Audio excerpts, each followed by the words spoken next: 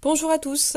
Nous voici pour écrire dans le cahier de cours les choses importantes qu'on a découvert ensemble dans l'activité numéro 1 et un peu dans l'exercice numéro 2. Prenez soin de bien recopier ce cours. Écrire, ça permet de se rendre compte de difficultés, de problèmes. Ça améliore aussi la concentration. N'hésitez pas, je vous le répète et je me répète, à me signaler si vous avez un problème. S'il y a des choses qui ne sont pas claires, s'il y a une charge de travail qui ne vous convient pas, s'il y a des exercices que vous ne trouvez pas. J'ai pas l'interface élève, donc moi, ce que je vois me renvoie pas forcément vos problèmes. Et je peux pas anticiper vos problèmes. La situation est exceptionnelle pour vous, mais elle est aussi exceptionnelle pour moi. Donc s'il vous plaît, je suis trop contente quand vous me dites «Ah, j'ai pas trouvé le fichier». Bah c'est normal, Pronote ne l'a pas mis, ou bien c'est moi qui fais une boulette, parce que malheureusement je fais aussi des petites boulettes, mais parfois Pronote me joue des tours aussi. Voilà, parlez-moi, et en général je suis contente quand on me signale une de mes erreurs, même si je suis pas contente de l'avoir faite, je suis contente qu'on me la signale. Et en plus, j'apprécierais d'avoir vos retours sur ce que je fais, vous aimez pas. Ça me permettrait d'améliorer mes pratiques et de vous aider encore mieux. Donc aujourd'hui, vous avez 2 choses à faire. Écoutez ce que je suis en train de dire et aussi recopier votre cours. Et on finira par un petit exercice d'application que je vous laisserai faire. Donc dans ce chapitre de probabilité, on va quitter nos probabilités classiques où les issues se trouvaient dans un ensemble où on pouvait compter à la main les issues, comme le jeu de dés, je peux compter les issues, comme un ensemble d'un lycée, je peux compter les élèves. Ici, c'est plus du tout le cas, on ne peut pas compter les issues puisqu'il y en a une infinité. On dit que la variable varie dans un ensemble qui peut être l'intervalle 0,1.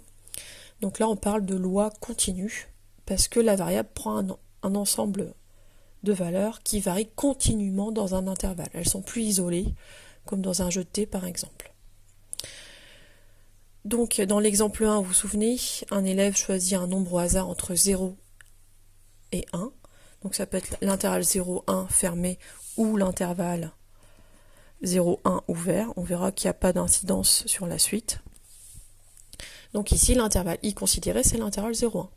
Alors que dans l'histoire de notre métro, on s'intéresse au temps d'attente. Et le temps d'attente se situe entre 0 et 5 minutes. Donc on travaille sur un autre intervalle qui est l'intervalle 0,5. Ainsi, j'ai défini 2 variables. La première que j'ai notée grand X qui me donne le nombre choisi au hasard entre 0 et 1. Et la deuxième variable qui est notée grand T qui me donne le temps d'attente du métro et qui varie dans l'intervalle 0,5. Donc pour calculer ces nouvelles probabilités, 2 choses. J'ai besoin du calcul intégral, vous vous souvenez, le calcul d'air, parfois utilisant des primitives. Et deuxième chose, j'ai besoin de connaître comment se répartissent mes probabilités sur mes intervalles. Et cette répartition va être donnée par ce qu'on appelle une fonction de densité. Donc on a besoin de définitions claires en mathématiques, les voici. Qu'est-ce qu'une fonction de densité? C'est une fonction qui a 3 caractéristiques sur l'intervalle i. La première, elle doit être continue. En effet, il y a du calcul d'intégral, donc on a besoin que la fonction soit continue. Deuxième propriété, il faut qu'elle soit positive.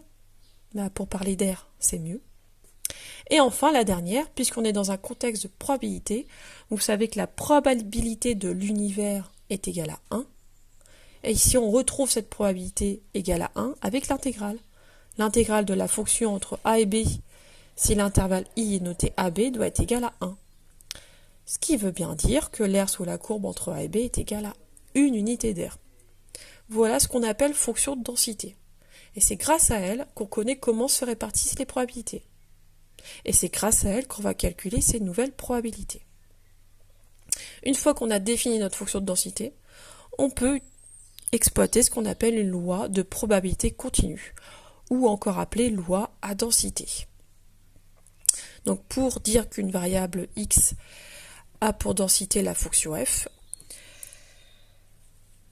on va calculer à l'aide de la fonction f avec un calcul d'intégrale. Donc on dit que x suit la loi à densité f lorsque pour tout intervalle inclus dans l'intervalle AB, que je note CD, la probabilité que x appartiennent à l'intervalle CD se calculent à l'aide de cette intégrale. Donc c'est un peu lourd, mais on va voir que dans la pratique, c'est plutôt moins lourd. Donc voilà un dessin pour illustrer. Donc sur l'axe des x, on met toutes les valeurs que peut prendre la variable aléatoire, qui se note ici grand X. Donc dans l'exemple 1, la variable grand X varie dans l'intervalle 0, 1. Donc j'aurais fait un plus petit intervalle entre 0 et 1. Donc là, pour être général, je me place sur l'intervalle AB.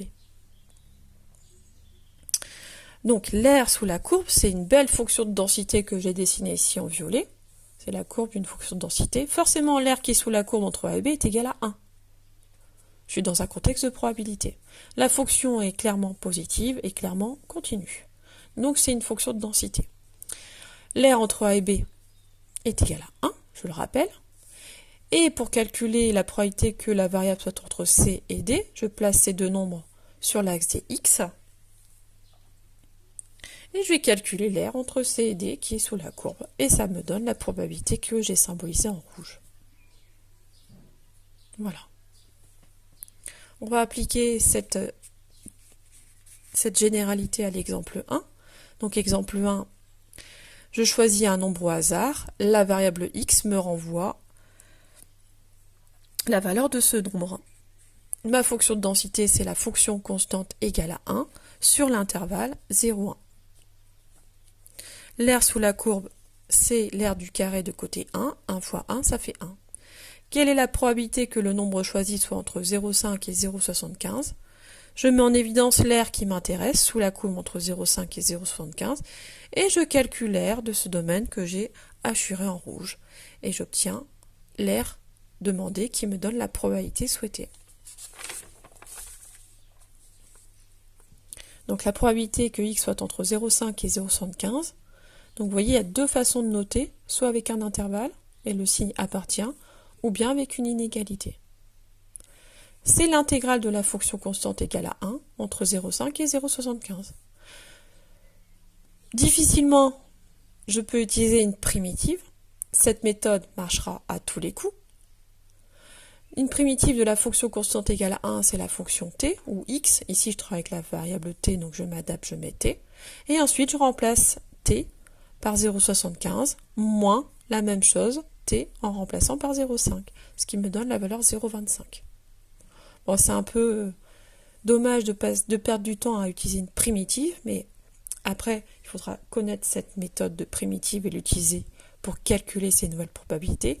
Ici, on voit clairement un rectangle, R d'un rectangle, largeur fois longueur, 1 fois 0,25, et on retrouve le même résultat. Même chose, on revient sur l'exercice 2, l'exercice du métro avec un temps d'attente de 5 minutes maximum. Donc, le temps d'attente varie entre 0 et 5. Donc, j'ai mis en évidence l'intervalle 0,5. Et mes probabilités vont se répartir équitablement. Donc là, je vous avais laissé un petit peu de suspense. Comment ça va se répartir équitablement sur l'intervalle 0,5 ? Donc, forcément, on pense à une fonction constante. Ouais. Donc, je vais la dessiner. J'ai pas mis d'échelle, j'ai pas de graduation. Je fais pas d'erreur. Donc voilà ma fonction de densité qui est représentée et qui est uniforme, qui représente l'uniformité des chances sur l'intervalle 0,5. On l'a dit tout à l'heure, l'aire qui est sous la courbe doit être égale à f, c'est une fonction de densité, donc l'aire qui est sous la courbe doit être égale à 1. Le domaine hachuré, c'est encore une fois un rectangle dont la longueur est égale à 5. L'aire totale doit faire 1. Alors à quoi je dois multiplier 5 pour avoir 1 ? Grand suspense. En écriture fractionnaire, on pense à 1 sur 5. Et en écriture décimale, 1 sur 5, c'est pareil que 2 sur 10, 0,2. En effet, quand je fais 0,2 fois 5, j'obtiens 1. Donc la fonction de densité dans cet exercice, c'est la fonction constante égale à 0,2. Elle est continue ? Oui. Elle est positive ? Oui. Et l'aire sous la courbe est égale à 1. On a fait le calcul pour que ce soit comme ça. Donc les questions classiques en ce début de chapitre, c'est montrer qu'une fonction est bien une fonction de densité. Donc les deux premiers critères, on ne les justifie pas, on les cite, continue positive. Et le deuxième, on vérifie bien que l'aire sous la courbe est égal à 1. Soit je fais un calcul d'intégrale avec une primitive, soit j'utilise l'aire d'un rectangle. Pardon. Une fois que j'ai ma fonction de densité, je peux calculer des probabilités. Donc dans l'exercice, on vous demandait quelle était la probabilité d'attendre moins de 2,5 minutes. Oui, c'est-à-dire 2 minutes et 30 secondes. Et bien je calcule une aire. Je vous ai fait petite représentation, un petit schéma sur le document d'accompagnement. Voilà, tout ça est représenté par des aires. Donc il faut savoir faire le lien entre une probabilité et un calcul d'aire. Donc attendre moins de 2 minutes 30. Donc je mets en évidence l'intervalle considéré. Donc j'ai un rectangle de longueur 2,5 et de largeur 1/5. Ce qui me donne le résultat 1/2. Et je fais exactement la même chose pour les autres calculs. Voilà. Donc je vous laisse voir les résultats. Donc n'hésitez pas à assurer sur votre document d'accompagnement les zones, les domaines qui sont concernés par les probabilités. Voilà. Ensuite, exercice 3. Donc cette fois, vous est représenté le temps d'attente à une caisse d'un magasin. Donc voilà, un supermarché, un jour de grande affluence. Le temps d'attente à la caisse en minutes, c'est une variable aléatoire qui est notée encore une fois T et qui suit une loi de probabilité de densité F. Donc on n'est plus dans le cas d'une fonction constante. Alors déjà, quand vous regardez l'allure de la courbe de la fonction de densité, vous avez déjà des commentaires à faire sur ce magasin. Est-ce que vous avez envie d'aller à ce magasin faire vos courses? Est-ce que vous avez peur de perdre du temps à la caisse ou pas? On nous dit que la variable aléatoire prend toutes les valeurs entre 2 et 22 minutes. Qu'est-ce que ça veut dire? Ça veut dire qu'au minimum, je vais devoir attendre 2 minutes. Donc ici, les valeurs possibles, ça démarre entre 2 et 22 minutes.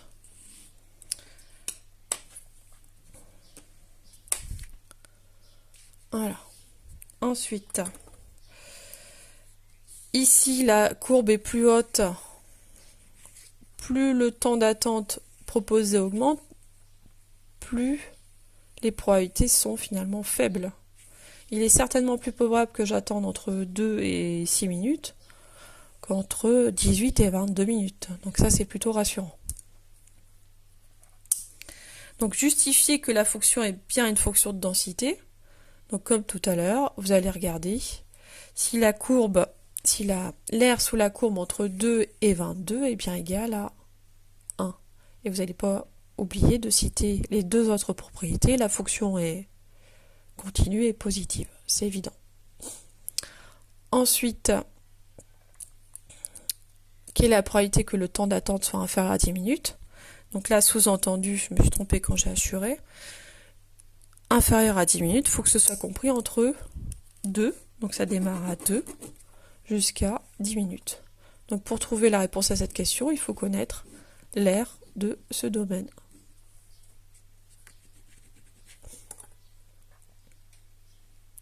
Ensuite, temps d'attente entre 2 et 6 minutes. Donc je l'ai mis en évidence en vert. Il suffit de calculer l'aire de ce domaine. Voilà. Je vous invite à rédiger les réponses à ces 4 questions. Je vous laisse libre sur la question 4, libre de réfléchir tout seul.